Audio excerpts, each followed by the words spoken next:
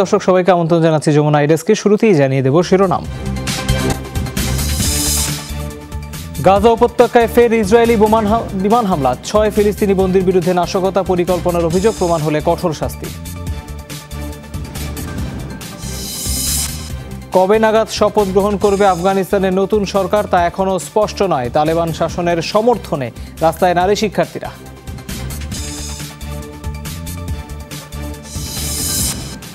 ঝাড়খণ্ড বিধানসভায় নামাজের ঘর বরাদ্দ দেয়ায় চলছে তুমুল বিতর্ক। প্রতিবাদে রাস্তায় বিজেপি, দাবি মন্দির নির্মাণের।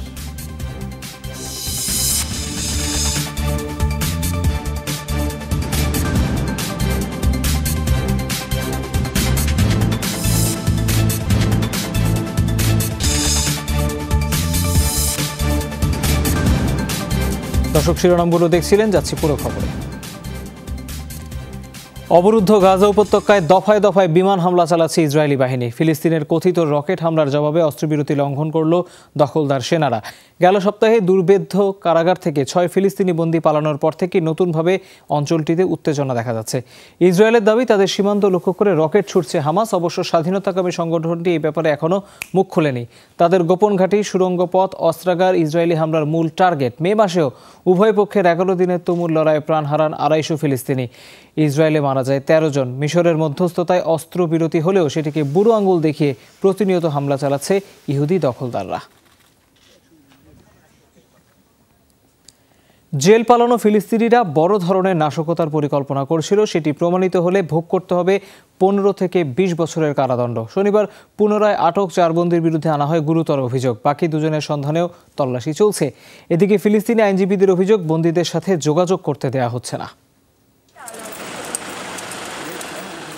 কয়েকদিনের চিরুনি অভিযান শেষে শনিবার নাজারাত এবং আল ঘানম এলাকা থেকে আটক হন ইসরায়েলি কারাগার থেকে পালানো ৬ বন্দীর ৪ জন। বাকিদের সন্ধানেও চলছে তল্লাশি। শনিবার রাতেই তাদের তোলা হয় নাজারাত ম্যাজিস্ট্রেট আদালতে। দেয়া হয় চার্জশিট। অভিযোগ, বড় ধরনের নাশকতার পরিকল্পনা ছিল পালিয়ে যাওয়া ফিলিস্তিনিদের। শুধু তাই নয়, অন্যান্য বন্দীদেরও তারা দিয়েছেন পালানোর ইন্ধন, যা প্রমাণিত হলে ভোগ করতে হবে ১৫ থেকে ২০ বছরের কারাদণ্ড। গোয়েন্দা বাহিনী আর কৌশলীরা মক্কেল জাকারিয়ার সাথে আমার যোগাযোগ বন্ধের অনুরোধ জানিয়েছেন আদালতে। জননিরাপত্তা বিষয়ক মামলায় এটিও হয়ে থাকে। আমার দৃষ্টিতে কোনো নিরাপত্তা ঝুঁকি নেই এই যোগাযোগে। পরিবারের পাশাপাশি ৬ বন্দীর নিরাপত্তা নিয়ে উদ্বিগ্ন সাধারণ ফিলিস্তিনি আর স্বাধীনতাকামী সংগঠনগুলো। ভাইকে আবারও ধরল ইসরায়েলি বাহিনী। নিঃসন্দেহে এটা পরিবারের জন্য বড় কষ্ট। তার সাথে কি হতে পারে সেটা ভেবেও আমরা উদ্বিগ্ন। তবে প্রশান্তি, ফিলিস্তিনের জন্য তারা কিছু তো করছে। পুনরায় গ্রেফতার হওয়া ফিলিস্তিনিরা নিরাপদ থাকুক, এটাই প্রার্থনা। শিগগিরই বন্দি বিনিময়ের অংশ হিসেবে তাদের মুক্ত করব। তাছাড়া যে ভাইয়েরা এখনো মুক্ত আছেন তাদের হেফাজত করুক আল্লাহ। কোনোভাবেই কারাগার থেকে পলায়ন এবং ঘটনাটিকে ঘিরে উল্লাসকে বাহবা দেওয়া যাবে না, এমন কঠোর অবস্থানে ইসরায়েল। আজ না হোক কাল কারাগার থেকে পালানো সব বন্দীদের ইসরায়েল পুনরায় আটক করবে।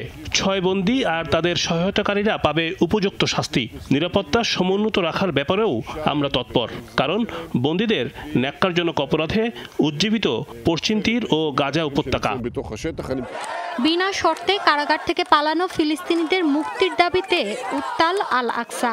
ইসরায়েল বিরোধী স্লোগানে মুখরিত মসজিদ প্রাঙ্গণ। মৌলি ইসলাম, যমুনা নিউজ। ঘোষণার পরও 9/11-এর দিন শপথ গ্রহণ করল না তালেবান গঠিত আফগানিস্তানের নতুন তত্ত্বাবধায়ক সরকার। গোষ্ঠীটির বরাত দিয়ে স্থানীয় গণমাধ্যমগুলো বলছে, অভিষেক অনুষ্ঠানের প্রস্তুতি শেষ করা যায়নি। এছাড়া চীন, রাশিয়া সহ আমন্ত্রিত দেশগুলোর পক্ষ থেকেও আসেনি যোগদানের ইতিবাচক সাড়া। সরকার গঠনের কারণে দেশের অন্যান্য জাতিগোষ্ঠীগুলোর চাপে রয়েছে তালেবান, কারণ ৩৩ সদস্য বিশিষ্ট মন্ত্রিসভায় নেই অন্যান্যদের প্রতিনিধিত্ব। প্রতিবেশী রাষ্ট্র এবং আন্তর্জাতিক মহল বারবারই সবার অংশগ্রহণের ভিত্তিতে সরকার গঠনের জন্য তালেবানকে তাগিদ দিচ্ছিল। কবে নাগাদ শপথ নেবে নতুন মন্ত্রিসভা সেটি এখনো অস্পষ্ট।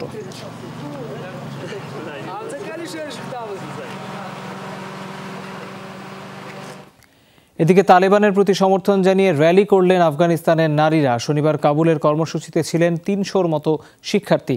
9/11 হামলার 2 দশকে রাজপথে নামান তারা। সশস্ত্র তালেবান সদস্যদের প্রহরায় করেন মিছিল। মার্কিন দখলদারিত্বের বিরুদ্ধে জানান প্রতিবাদ। র্যালির পর কাবুল বিশ্ববিদ্যালয়ের সমাবেশে অংশ নেন শিক্ষার্থীরা। তালেবান শাসন ক্ষমতা গ্রহণের পর দেশটিতে একাধিকবার বিক্ষোভ করেন নারীরা। তাদের অভিযোগ ছিল রাজনীতিতে জায়গা দেওয়া হয়নি, নারীদের বাধা পাচ্ছেন কর্মস্থলে যোগদানের ক্ষেত্রেও। উচ্চতর শিক্ষা আর চাকরির সুযোগ দেওয়ারও জোরালো দাবি ছিল বিক্ষোভকারীদের।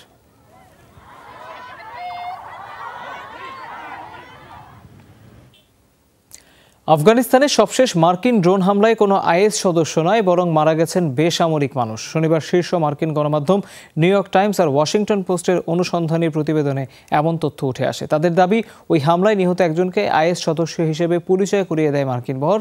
তিনি আদতে 43 বছরের স্বেচ্ছাসেবী এজমারাই আহমাদি।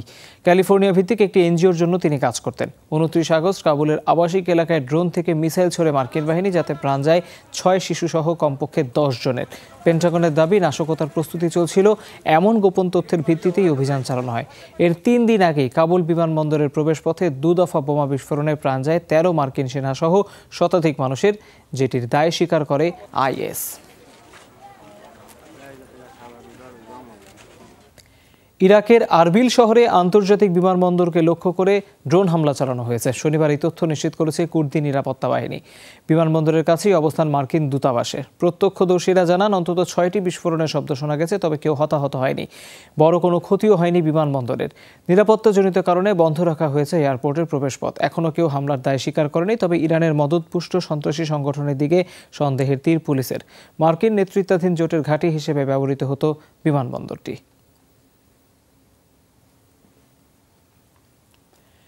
ভারতের ঝাড়খণ্ড বিধানসভায় নামাজের ঘর বরাদ্দ দেয়া নিয়ে চলছে তুমুল বিতর্ক। মুসলিম বিধায়ক কর্মীদের নামাজের জন্য স্পিকার একটি ঘর ব্যবহারের অনুমতি দেন। এর প্রতিবাদ জানিয়ে রাস্তায় নেমেছে বিজেপি। পার্লামেন্টে মন্দির স্থাপনেরও দাবি তাদের। এর জেরে নামাজের ঘর আর মন্দির নির্মাণের দাবিতে সরব বিভিন্ন রাজ্য। বিধানসভা চলাকালে যেন মুসলিম বিধায়কদের নামাজ কাজা না হয়, এজন্য স্পিকারের কাছে একটি নামাজ ঘরের আবেদন জানানো হয়। পরে তা অনুমোদন দেন স্পিকার রবীন্দ্রনাথ মাহাতো। এতেই ক্ষেপে যায় বিজেপি। এ সময় বিধানসভা ভবনে উল্টো হনুমান মন্দির করে দেওয়ার দাবি জানায় বিজেপি। প্রতিবাদে রাস্তায় নেমেও বিক্ষোভ করে তারা। এর জেরে বিজেপির সমর্থকদের সাথে রাজ্যের ক্ষমতায় থাকা ঝাড়খণ্ড মুক্তি মোর্চার সমর্থকদের সংঘর্ষও হয়। আস্থা হো, ভগবান হো, এটা নিয়ে আসলে বিতর্কের কিছু নেই। শুধু শুধু ইস্যু তৈরি করছে বিজেপি, কারণ সৃষ্টিকর্তাকে অন্তরে ধারণ করাই সবচেয়ে বড় কথা, আর সৃষ্টিকর্তা সব জায়গায় থাকেন। তো সব জায়গায় দুশ্মনী। ঝাড়খণ্ডের এই টানাপোড়েনের মধ্যেই উত্তরপ্রদেশ এবং বিহারে বিধানসভা ভবনে মসজিদ ও মন্দিরের জন্য জায়গা বরাদ্দের দাবি উঠেছে। বিজেপি বিধায়করা বলছেন, কোনো একটি শ্রেণীর জন্য নামাজ ঘর করে দেওয়ার সিদ্ধান্ত গণতান্ত্রিক মূল্যবোধের সাথে সাংঘর্ষিক। আমাদের সংবিধানকে অপমান করা হয়েছে, তাই বাধ্য হয়ে রাস্তায় নেমেছি। কেউ নামাজের জন্য ঘর পেলে আমরা পূজার জন্য কেন জায়গা পাবো না?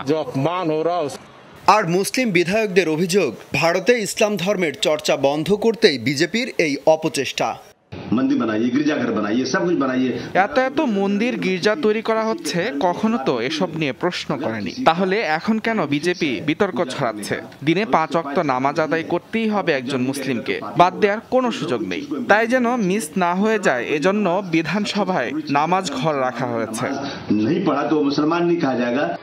এরই মধ্যে ঝাড়খণ্ড বিধানসভার উদ্যোগের বিরোধিতা করে মামলা দায়ের করা হয়েছে। যদিও স্পিকারের দাবি, আগের ভবনেও মুসলমান কর্মচারীদের জন্য নামাজ পড়ার একটি ঘর ছিল, তাই নতুন ভবনেও রাখা হয়েছে ঘর। এছাড়া বিহারের বিধানসভাতেও রয়েছে নামাজের জায়গা। অমিত হাসান রবিন, যমুনা নিউজ। বিশ্বজুড়ে আরও 7,500 মানুষের প্রাণ কেড়ে নিল করোনা ভাইরাস। মহামারীতে মোট মৃত্যু 46,40,000 ছাড়িয়েছে। শনিবার দৈনিক মৃত্যুর শীর্ষে ছিল রাশিয়া। 800-র মতো প্রাণ গেছে দেশটিতে। পরের অবস্থানে যুক্তরাষ্ট্র, 718 জনের প্রাণ গেছে। সংক্রমণ শনাক্তের শীর্ষেও রয়েছে দেশটি। 72,000-এর বেশি মানুষের শরীরে মিলেছে ভাইরাস। 700 মানুষের মৃত্যু হয়েছে মেক্সিকোতে। ব্রাজিলে 667, ইরানে 444 জন মারা গেছেন। মোট শনাক্ত 22.5 কোটির ওপরে।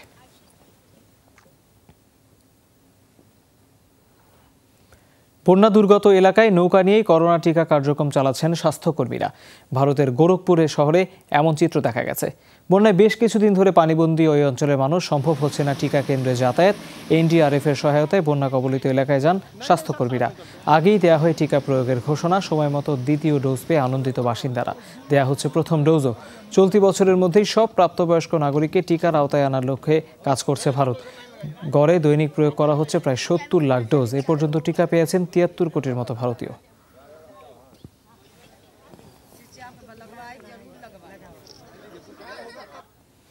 তবে ভারতে ভয়াবহ রূপ নিয়েছে ডেঙ্গু পরিস্থিতি। সবচেয়ে বিপর্যস্ত উত্তরপ্রদেশ।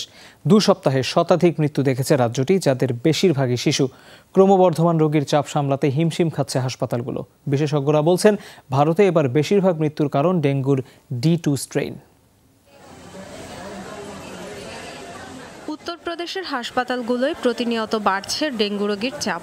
সবচেয়ে বেশি আক্রান্ত আর মৃত্যু ফিরোজাবাদ, মথুরা আর আগ্রায়। সীমিত লোকবল নিয়ে সামাল দিতে হচ্ছে অতিরিক্ত রোগীর চাপ। চিকিৎসা আর ব্যবস্থাপনা নিয়ে অভিযোগের অন্ত নেই রোগীর স্বজনদের। এখানে বেড আছে ১০০, অথচ রোগী কমপক্ষে ১০০০। এক একটা বেডে ২ থেকে ৩ জন। ডাক্তার ডেকে পাওয়া যায় না।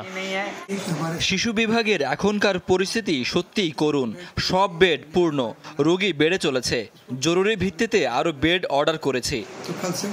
বিশেষজ্ঞরা বলছেন, এবার D2 স্ট্রেনের প্রভাব সবচেয়ে বেশি, যা মারাত্মক ক্ষতিকর।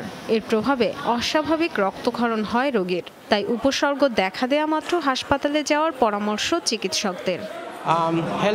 ডেঙ্গুর উপসর্গ দেখা দিলে শুরুতে র্যাপিড টেস্ট করা হয়। পজিটিভ হলে হাসপাতালে ভর্তি করে। নিশ্চিতের জন্য নমুনা পাঠানো হয় জেলা হাসপাতালে। যত দ্রুত সম্ভব চিকিৎসা শুরু করা উচিত। উত্তরপ্রদেশের পর দিল্লিতেও বাড়ছে ডেঙ্গু আক্রান্তের সংখ্যা। এরই মধ্যে রাজধানীতে রোগীর সংখ্যা গত 3 বছরের মধ্যে সর্বোচ্চ। উপসর্গ নিয়ে হাসপাতালে যাচ্ছে গড়ে ১১০০ থেকে ১২০০ রোগী, যাদের অর্ধেকের বেশি শিশু। ডরথি তাসরিন, যমুনা নিউজ। সরকার বিরোধী বিক্ষোভে উত্তাল গ্রিস। শনিবার রাজধানীতে পুলিশের সাথে দফায় দফায় সংঘর্ষে জড়ায় বিক্ষোভকারীরা। করোনা মোকাবেলায় সরকারের সাম্প্রতিক বিধিনিষেধের প্রতিবাদে রাজপথে নামেন ২২,০০০ মানুষ। পুলিশকে লক্ষ্য করে গ্রেনেড, ককটেল সহ বিভিন্ন বিস্ফোরক ছোড়ে তারা। জবাবে টিয়ার গ্যাস ও জল কামান ব্যবহার করে নিরাপত্তা বাহিনী। পরিস্থিতি উত্তপ্ত হয়, প্রধানমন্ত্রীর পূর্ব ঘোষিত অনুষ্ঠান বাতিল করা হয়। অর্থনৈতিক পরিস্থিতি নিয়ে বার্ষিক ভাষণ দেওয়ার কথা ছিল প্রধানমন্ত্রীর। সম্প্রতি সব প্রাপ্তবয়স্কের জন্য ভ্যাকসিন বাধ্যতামূলক করেছে গ্রিস।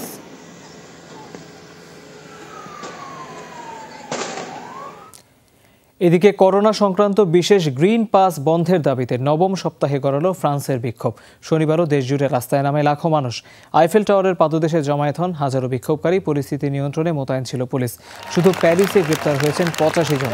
ফ্রান্সে করোনার প্রকোপ ফের বাড়তে থাকায় লকডাউনের বদলে ইস্যু করা হয় গ্রিন পাস। 2 ডোজ টিকা গ্রহীত এবং সম্প্রতি নমুনা পরীক্ষায় নেগেটিভ শনাক্ত হওয়া ব্যক্তিরা এই বিশেষ পাস পাবেন, যা দেখাতে হবে রেস্তোরাঁ, বার, স্টেডিয়ামে প্রবেশ ও দূরে ভ্রমণের ক্ষেত্রে। এটি সম্য অধিকার এবং নাগরিক স্বাধীনতার উপর হস্তক্ষেপ, এমন অভিযোগ বিক্ষোভকারীদের।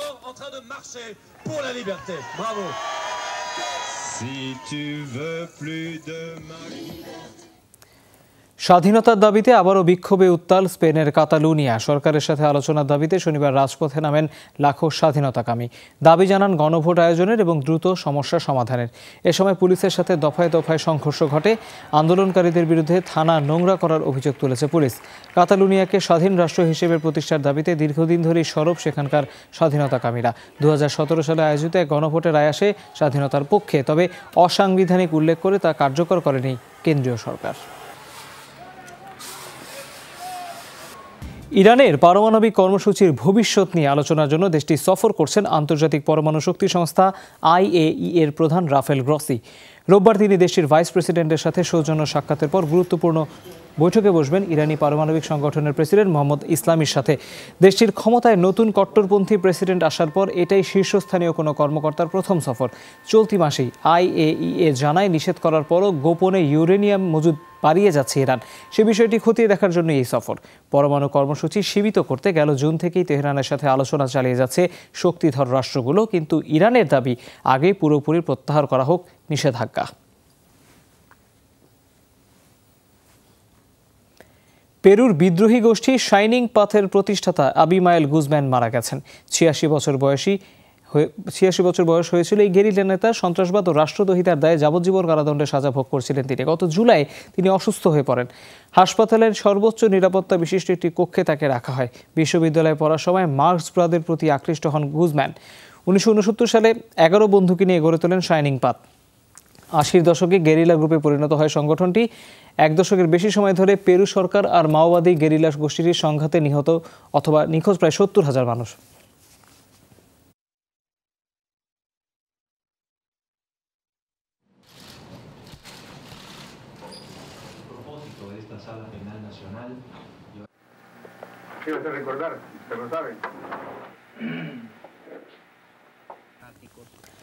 খামার থেকে পালিয়ে মাঠের পর মাঠ ঘুরে বেড়াচ্ছে 6টি জেব্রা। যুক্তরাষ্ট্রের মেরিল্যান্ডে তাদের দেখা মিলছে। গত মাসে বেসরকারি মালিকানাধীন একটি খামার থেকে পালায় জেব্রাগুলো। মার্কিন কৃষি বিভাগের লাইসেন্সপ্রাপ্ত 300 একরের খামারটি মোট 39টি জেব্রার আবাসস্থল। 31 আগস্ট প্রথম হারিয়ে যাওয়া জেব্রাদের সন্ধান মেলে ওয়াশিংটন ডিসি থেকে 20 মাইল দূরে। তখন থেকেই নানা কৌশলে সেগুলোকে ধরার চেষ্টা করছিল সংশ্লিষ্টরা, তবে এখনও সাফল্য মেলেনি।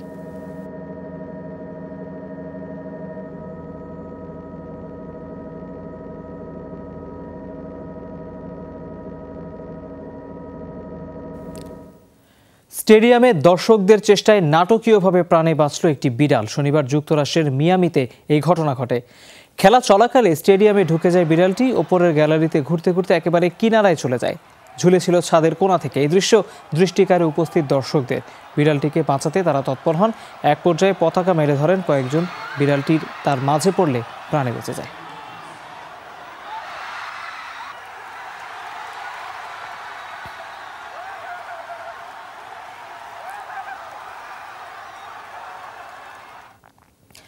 পারফিউমের বিশ্বখ্যাত ব্র্যান্ড Chanel 5 শত বছর ধরে বিশ্বজুড়ে ব্যবহারকারীদের মুগ্ধ করেছে এই পারফিউমের সৌরভ।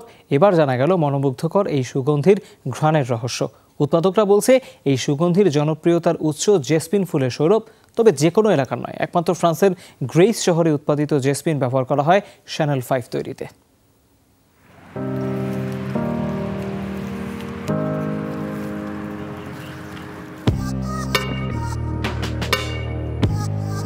ফ্রান্সের রিভিয়েরা প্রদেশের শহর গ্রেস, যেখানে মাইলের পর মাইল এলাকা জুড়ে চাষ হচ্ছে জেসমিন ফুল। ঘ্রাণ নিয়ে যারা গবেষণা করেন তাদের মতে অন্য যে কোনো এলাকার তুলনায় একেবারেই আলাদা গ্রেসের জেসমিনের ঘ্রাণ। 17 শতকে ফুল আর সুগন্ধের ভূমিতে পরিণত হয় অঞ্চলটি। 19 শতকে বিশ্বখ্যাত ব্র্যান্ড শ্যানেলের সাথে যুক্ত হয় সেখানকার ফুল চাষিরা। গেল 100 বছর ধরে Chanel 5 এর মূল উপাদান এই এলাকার জেসমিন। একটা সময় আবাসন ব্যবসা আর আর্থসামাজিক পরিবর্তনের কারণে হ্রাস পেয়েছিল জেসমিন চাষ। জমি বিক্রি করতে শুরু করেছিলেন স্থানীয় চাষিরা। তবে সময়ের সাথে আবারও চাহিদা বাড়ে ফুলের। অনেক তরুণও পেশা হিসেবে বেছে নিচ্ছেন জেসমিন চাষকে। গ্রেসের জেসমিন আসলে আলাদা। Chanel 5 এর সবচেয়ে গুরুত্বপূর্ণ উপাদান এটা।